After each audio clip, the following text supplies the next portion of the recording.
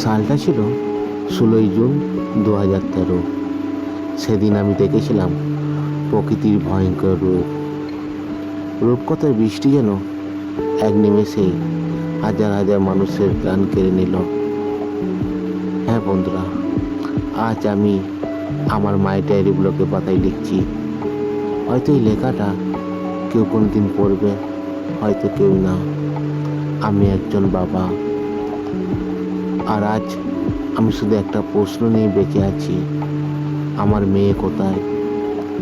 আমরা এসেছিলাম ভগবান শিবের দর্শনে, কেদারনাথ ধাম।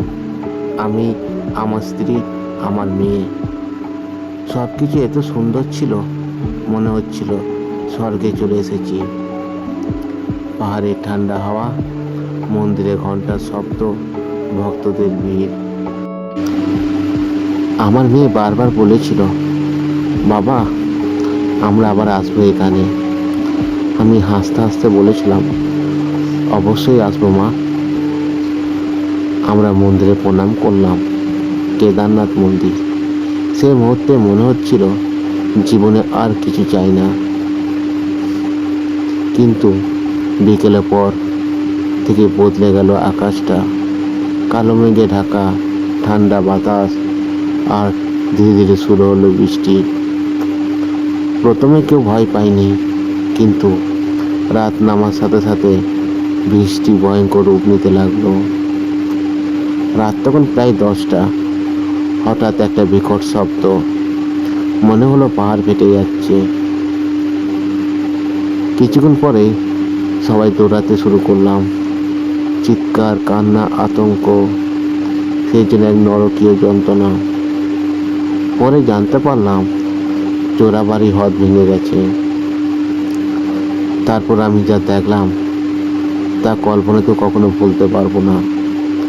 পাহাড় থেকে নেমে আসছে বিরাট জলরাশি, কাদা আর বিশাল বিশাল পাথর, সব কিছু ভাসিয়ে নিয়ে চলে যাচ্ছে। আমি আমার মেয়েকে জড়িয়ে ধরলাম, ও কাঁদছিল, বাবা আমাকে ছাড়বে না। আমি বলেছিলাম, আমি আছি তো মা, কেন ছাড়বো? ওকে আটকে রেখেছিলাম জড়িয়ে ধরে, কিন্তু একটা বিশাল বড় ঢেউ এলো আর ও আমার হাত থেকে সরে গেল।